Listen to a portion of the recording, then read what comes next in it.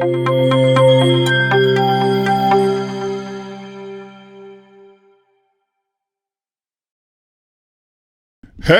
welcome. Good afternoon, Fargo. This is John Adams on Talk of the Town on a would you call it sweltering, James? That's a good word for it, I would say. I know it's awfully muggy out there, and it looks like we might get a little rain. My guy who does my landscape has informed me that I'm a very, very poor grass keeper. I think I'm raising more hay than anything else. But, sounds like my yard. Well, you know what? When you're out golfing, you're driving back and forth to Minneapolis. You got to be on the radio station and work. It's hard to do everything you need to do when it comes to lawn care. But one way or another, I'll get it under wraps here. So I have a great show coming up. I'm going to have Charles Ansah on. He is a leader in the immigrant community, owns a number of different businesses, and he is a community activist. And I have some big news coming up in regard to him later on in the show. He'll be joining us shortly. But let's talk about the news and review. So last week, Kamala Harris, maybe it was 2 weeks ago, became the Democratic nominee for president. And it's interesting to me that along the way, I had some thoughts about how things might play out. And I said as much. I alluded to it last week. And what I've noticed is it's not even mudslinging. It borders on straight vitriol, the things that are being said about this woman. Now, I have Trump friends, and I've asked them about it, and their response has been, well, have you heard the things that they've said about Donald Trump? And I think it's interesting that this is the best thing that our political leaders have to offer us, is just this, in some ways, it's just hate. And supporters are okay with that. I have a couple friends that are Trump's. Well, one in particular, he'll remain nameless because I respect him too much for you guys to call him and beat him up. But he's okay with it. He says this is politics and politics is dirty. And my question is, when do we as Americans say enough is enough? I've listened to a couple of Donald Trump's rallies, and I'm trying to figure out, what is this guy standing for? I haven't heard him say much, but I've certainly heard him say a lot about his political rival. When are we going to start talking about accountability? For instance, I believe he has a platinum plan. And as I've said, we should demand that our politicians say what they're going to do. Put your plan out there. Let us know what you're going to do as president. Let us make an informed choice. But it's exhausting. It's exhausting, so much so that I don't turn on the TV. I shut down social media for the weekend as much as I could. By the way, I had a pretty good weekend golfing, but I also had a monumental collapse in the tournament that I wanted to win the most. But hey, that's life. These are first world problems for Mr. Adams, and I'm okay with that, James. But I was trying to think of what is the best way to start this show. And I thought to myself, I want to hear what people think is, what is the great divide? Why do we have such a great divide? And I can tell you, for me, it stems along racial lines. Okay? For people that say, hey, if you quit talking about racism, there wouldn't be any racism. Well, if you quit being racist, there's no racism. That's the way I see it. But I did find one thing that Donald Trump is hot on, and that's 100% immunity for law enforcement. Okay? So that means something happens, they have 100% qualified immunity from prosecution. Now, it's interesting that he would espouse that point when we have a lady named Sonia Massey that was killed. I believe it was Texas. I could be wrong. I don't remember the state. But I want you guys to do your homework and see how this lady was killed by police. okay, unarmed. And then compare that to police officers being able to get 100% qualified immunity. In my community, it's very hard to fathom. I mean, we already feel like we can be killed or imprisoned without impunity, without due process. And for people that say that's not true, all we have to do is look at the number of Trumpers that are saying that Trump's 34 convictions, he was railroaded. Well, hey, we can identify with being railroaded. So when we look at the political system and we look at the climate of things, I find it interesting when he's railroaded, people come out en masse. When we're railroaded, we need to be better citizens. We need to not commit crimes.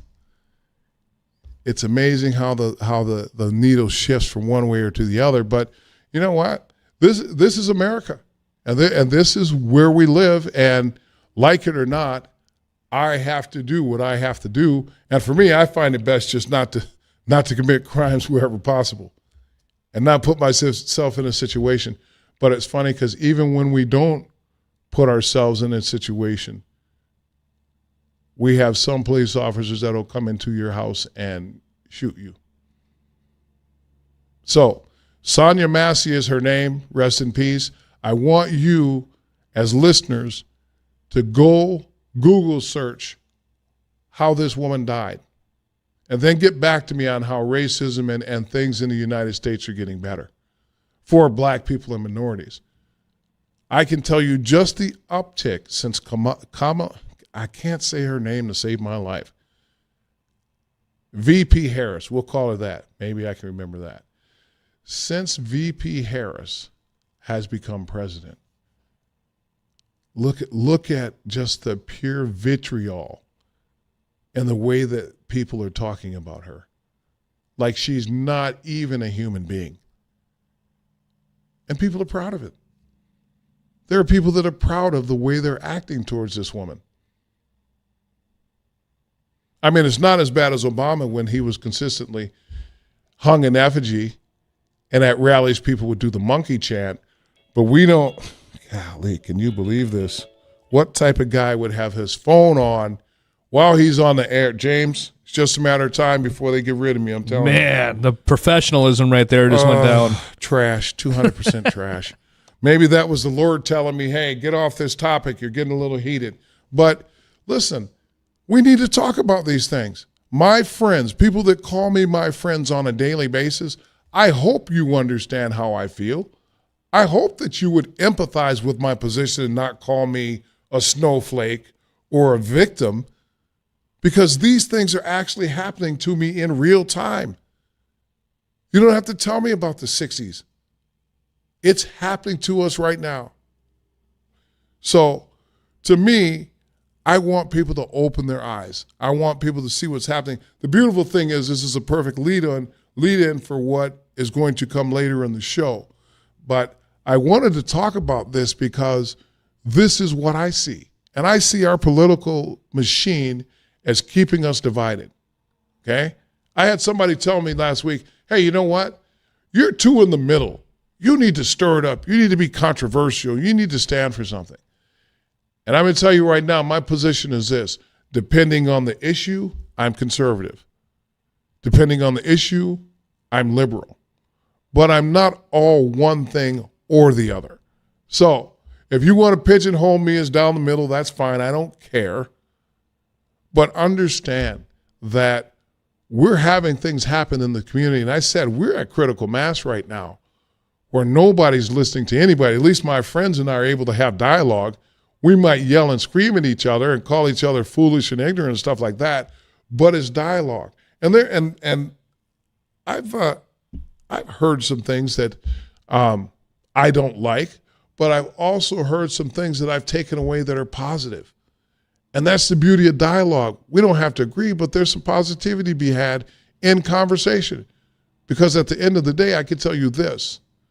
If we don't come together as citizens, I don't care who's in office, we get what we get. And right now with the great divide, I can assure you that what's coming next, whatever happens after the election, if we don't make informed decisions, it's going to cost us.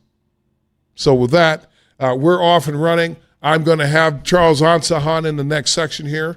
And what we're going to do is we're going to introduce something that I hope people get excited about and get behind, because for me, it's all about putting your money where your mouth is, okay? Anybody can get on the radio and talk about it, but are you going to be about it? And in my year of being on the radio, I recognize that maybe I need to do something myself.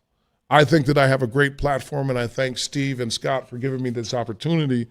But at the same time, I've been meeting with community leaders in various capacities, trying to figure out how we can continue to make Fargo a great place to live. And so the gentleman that's coming on, he has a platform that reaches all the way across the globe.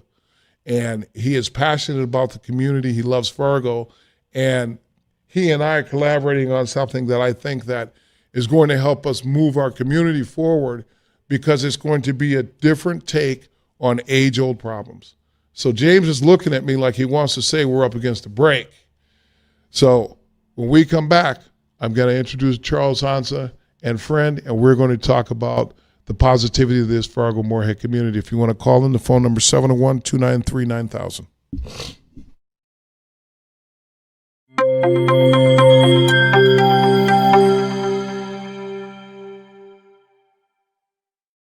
Welcome back to Talk of the Town with John Adams. James on the wheels of steel, on the turntables, bringing us Buster Rhymes. Outstanding. So during the break, we have a caller that called in, and I'd like to get to him right now. Is it? I almost said Charles. Go ahead, caller. Yep, go ahead, Tom. Yeah, just wanted to get your opinion on the primaries. The Republican side elected Trump. Mm-hmm. Democratic side elected Biden, but nobody voted for elected Kamala. Don't you think that people should vote for the primary, who the candidate should be, so that people can speak, not somebody just being implemented by the government? Absolutely. Absolutely, but that's not the way it works now, is it? It's funny because, yes, I believe that, but that's not what's happening right now. Okay, and this is part of what I'm talking about. As citizens, we all need to recognize that we've sort of been bamboozled, right? It's no different than why was Hillary the Democratic nominee when actually it should have been Bernie Sanders? See, there's plenty of skullduggery within the parties. Okay, we know that. That's not news to us. But we're stuck. And we're stuck because we don't pay attention to the process. We're not involved. So that's on us. So, yeah, I agree 100%. Whoever got the nomination. Now, we know that at that level they do what they want to do. Okay? And I'm not saying the election is stolen, but they do what they want to do. All right? Now, to me, I just think you should have the popular vote. Eliminate the Electoral College, and let's go from there. What do you think about that, Tom? I don't know the laws behind it, but they did stick Kamala in with no votes.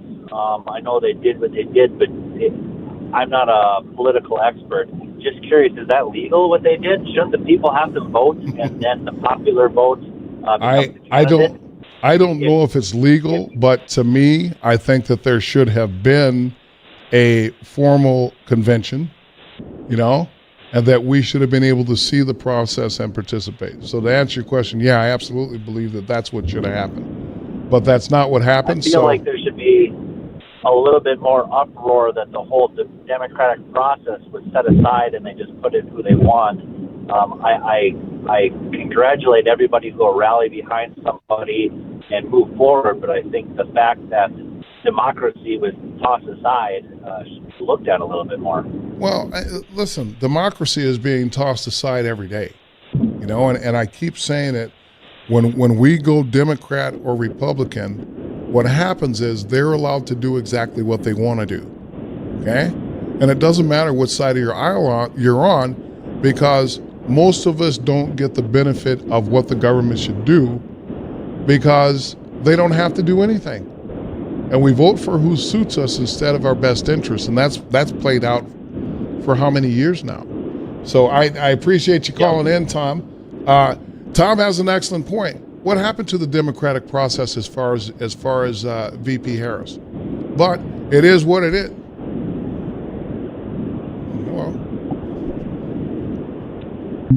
Well, so I have. I'm sorry, but I had James in my ear. Well, to my left, I have Charles Ansah, and I have the gentleman from the Human Rights Commission. Forgive me because I don't remember your name. Xavier, can I have you move a little closer to the mic? Oh, yeah. So one of the things I wanted to do, and I started thinking about it, I've been meeting with leaders in the community for roughly a year, trying to develop some type of group to meet the needs of immigrants and minorities in the community, okay? And I'm not talking about a group that is going to go to the city commission and make demands. I'm not talking about a group that's going to protest the police or the way things are done. I'm talking about organizing our people to understand how to move within the community, okay? To get what we need to get by being a strong, cohesive unit, okay? Right now we have, and I will just say that most minority and immigrant communities live in silos, meaning that we live, work, and play in our own little backyards, even though we're part of the bigger group, which is the Fargo-Moorhead community. Well, our goal, and I will tell you right now, the group will be called the Coalition. And what we're doing is we are looking to bring all communities together, people of color, immigrants, okay? We want to build a coalition where people can find information, whether it's job, whether it's education, whether it has to do with the legal system, rent, anything you could think of that might be something that people don't know. We are gathering together community leaders within a community. So now you have to ask, well, who picked the community leaders? Well, right now it's me and Charles Ansah, okay? And we are going to go to each community and we are going to ask, who wants to be involved? Who wants to help move the needle forward, okay? That's all we're going to do is we're going to ask for community involvement because at this point in time, we need to do that. I've said it before. I don't think the government works for the people. But we see groups come here and we see them do great things, okay? But they act as a cohesive unit. And so that's what we're trying to develop in the Fargo-Moorhead community. You know, I know particularly in the schools when it comes to young people, there's a cultural divide that exists that's not anybody's fault. I coach kids from various cultures, and I had to learn how to deal with these young men based on where they came from to get the best result out of them. That doesn't exist within our schools, and that's where we're going to start is with our young people. We're going to start with a school board in the city of Fargo and West Fargo because we need to make sure that people understand that when we send our kids to school, they need the education, the right education. We need them to understand how our kids work and behave within the system. And for our part, we're going to teach our young people how they should behave and be in society. And that's a very interesting point because culturally, there is a difference, the way we behave in different settings. Well, part of it is we have an obligation to teach our kids that we're here to learn. The only reason you go to school is to learn, not to play football, not to be on the chess team, any of that. And so that's something that we have to develop. I know certainly in my family with my sons, that was the standard. But we all have to be involved on it. We have to be involved in it in a way that the village, again, is raising every child. That's a pretty good one. So,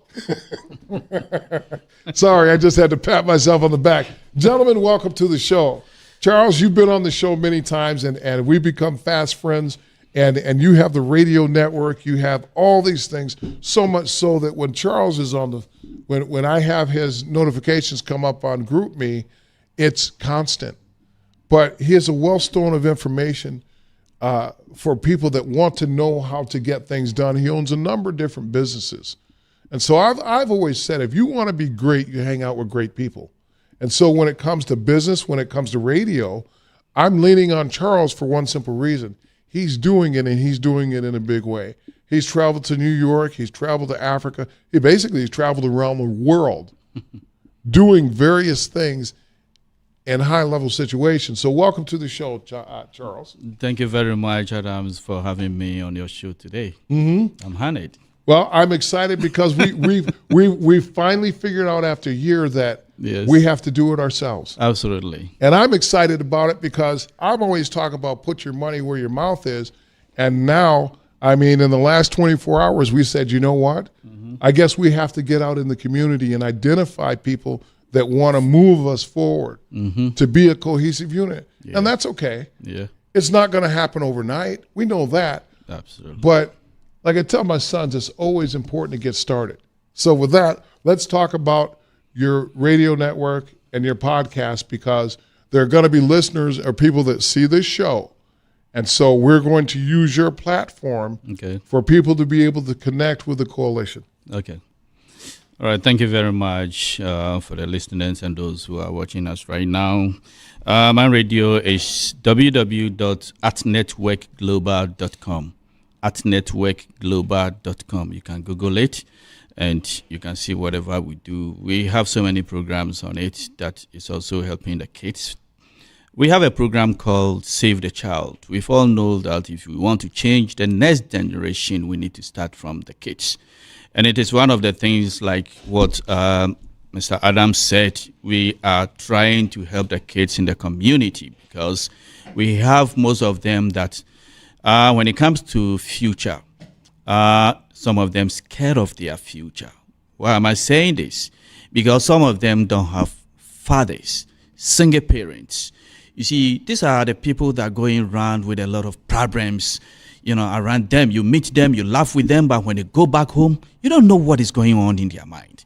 And coalition is also going to be there for these kids. We are going to serve should I say liaison will be between the mothers and we want to form a block for the kids. We don't want them to go to juvenile. You understand what I'm saying? And so we will be there for them. We want the kids to understand that if the father is not there, there's a team, there's a community leaders that will be there for them.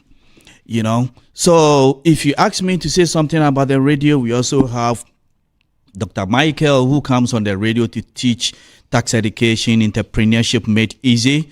We have Madam Lawyer Joyce from Ghana, who also teach people, especially those who want to go back to Ghana, especially Ghana, to buy land, register properties, and other things. She also comes on to inculcating people because a lot of people have their plots and their lands without even registering it. The system over there is quite different from what is here. And so she's here to inculcating our members to understand what it means that when you buy a land, you need to register it to make sure you reach to the next level so that nobody will take it from you. Thank you very much. James says we're up against the break. We're going to go to the break. When we come back, we're going to talk to Mr. I forgot your name again. So we're going to talk with, I'll call you Mr. Human Rights and why he's here. And he's with the City of Fargo Human Rights Commission. We'll see you on the other end of the break. This is John Adams for Talk of the Town.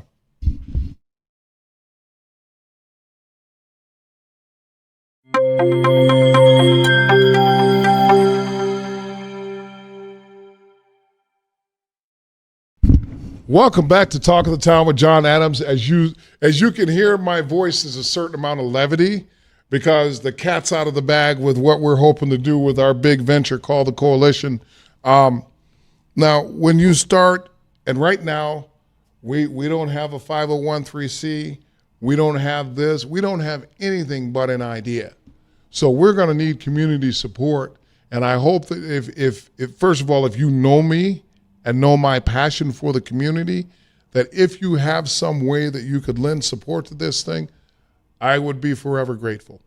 But one way or another, we are going to start reaching out to communities, and we're going to make this thing happen because we have to. If for nobody else, for the youth that are in this community, and I've said it before, if we don't do things to keep our youth in our community, they will go to another state. We will lose talent. Right now, we have a 2-3% unemployment rate. We have a hard time keeping people, and there are plenty of jobs here.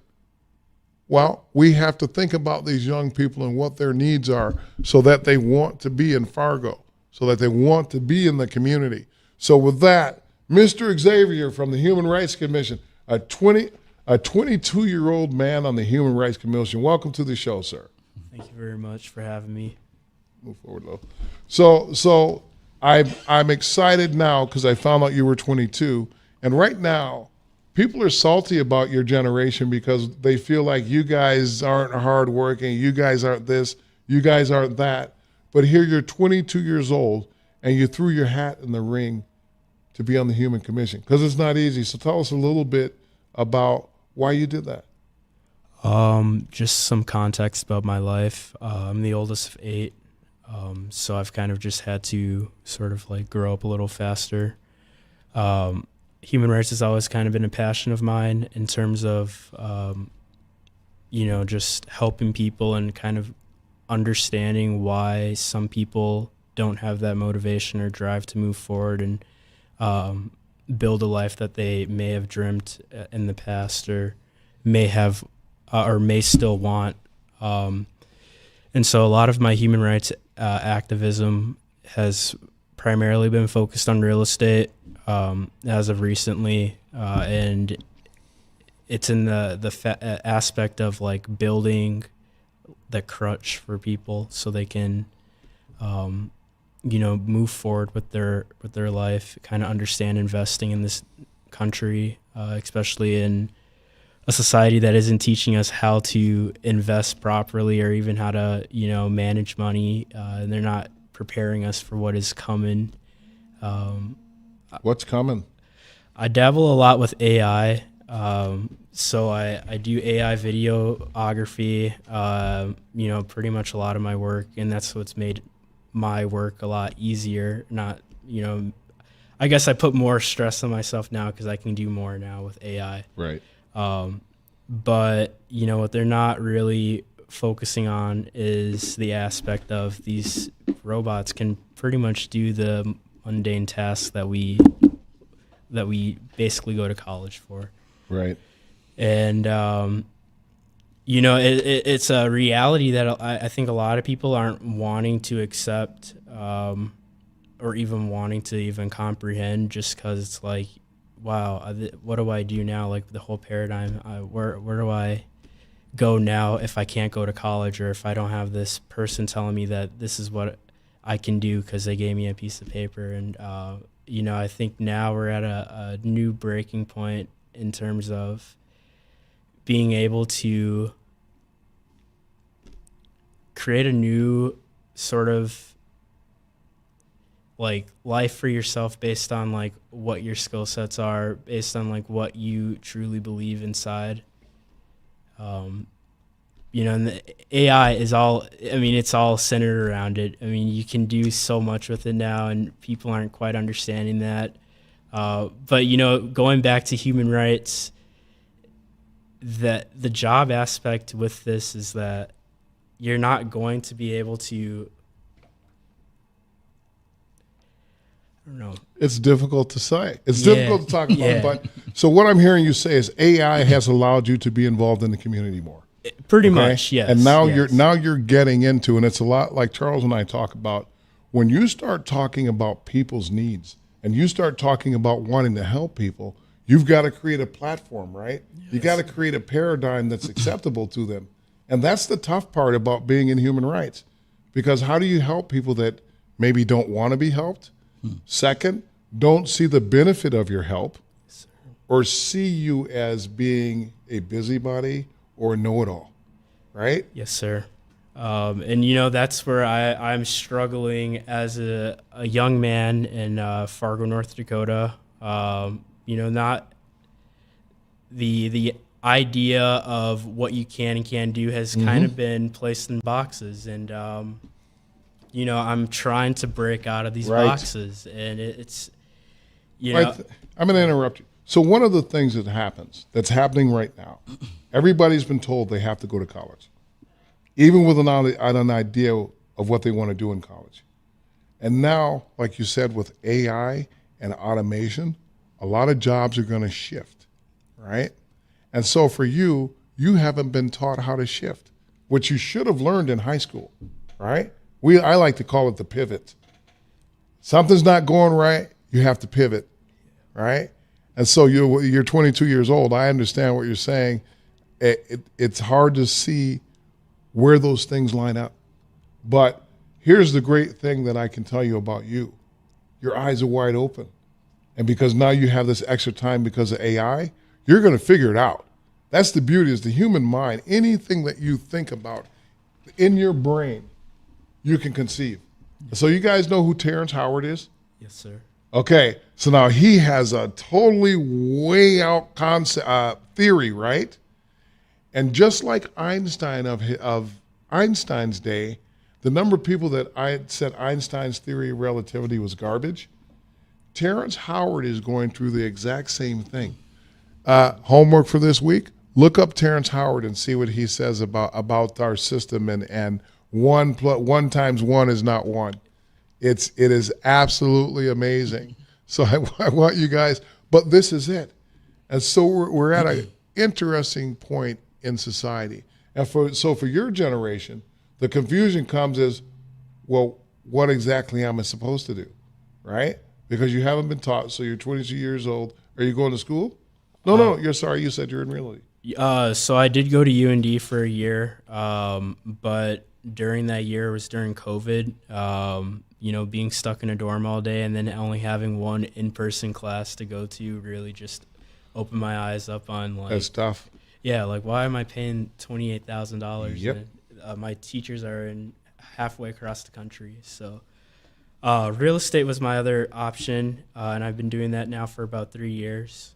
Are you good at it?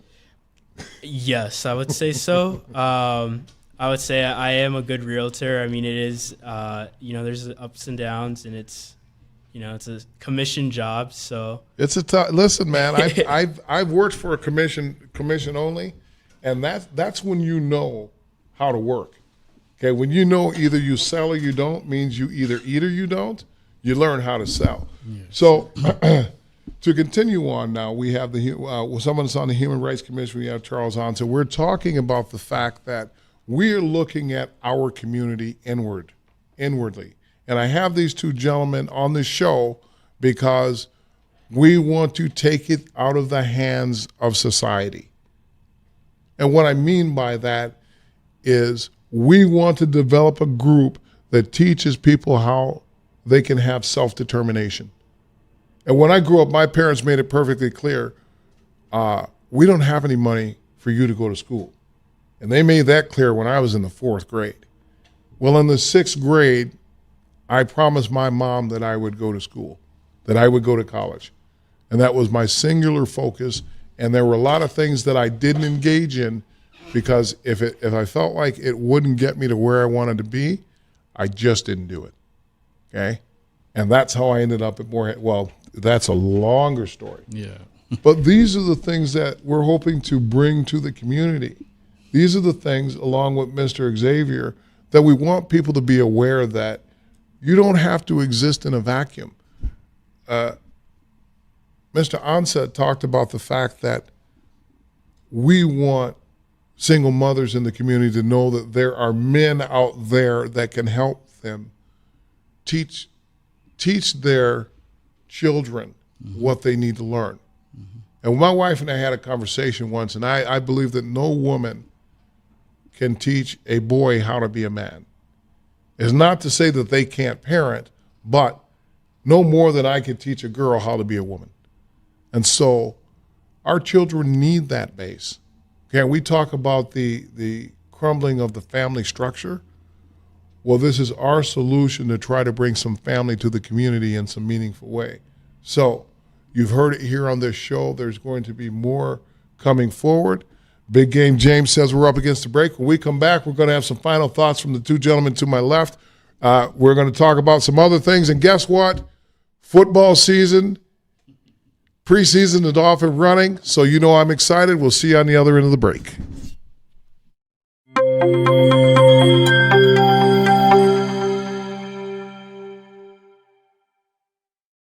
Welcome back to Talk of the Town with John Adams. It's been an interesting hour. I started off ranting about politics and our not being, let's call it political apathy, okay?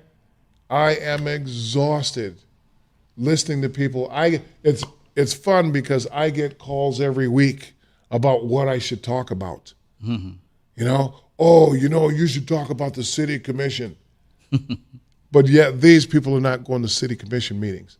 Oh, no, you should talk about racism. Well, that's another ending subject, and I don't have to talk about racism. I live it every day. And let's face it, it gets exhausting. It gets exhausting. But you know what? To me, in my way of thinking, it's no different than being good looking. People don't like me because I'm good looking, or they don't like me because I'm dumb. They don't like me because there's always a reason for people to not like you or to have something negative to say about you. For me, racism is just another one of those things, and it will never be something, and I told my sons this, that will never be something that prevents me from achieving what I want to do. It will never be a crutch. You will never hear me say, I didn't get because I'm going to get mine. I'm going to make that happen. So that's one of the things that we talk about, Charles and I, is we've got to eliminate the excuses that come with underachievement. Okay? I grew up about as poor as you could possibly be. Charles, coming from Ghana, I don't know what your situation was, but I don't know where you grew up or how you grew up, but I can guarantee you your circumstances are better now. Oh, yeah. Right? And it all comes down to this. Do something that means something for where you want to be. And so when I hear people complaining about Trump or they complain about the government, sorry. I managed to be successful under all the stuff that you've been successful under. What's the difference? And I don't care if you're white, black, purple, or blue. You have to eliminate those excuses. Okay? It drives me crazy when people say, oh, I can't. No, you choose not to. And I think that's one of the problems that we have in society is that people won't be accountable in a way that makes them get to where they want to be. So, we're hoping that we can bring some accountable to our community as well as everything in life is a learning experience. Yeah.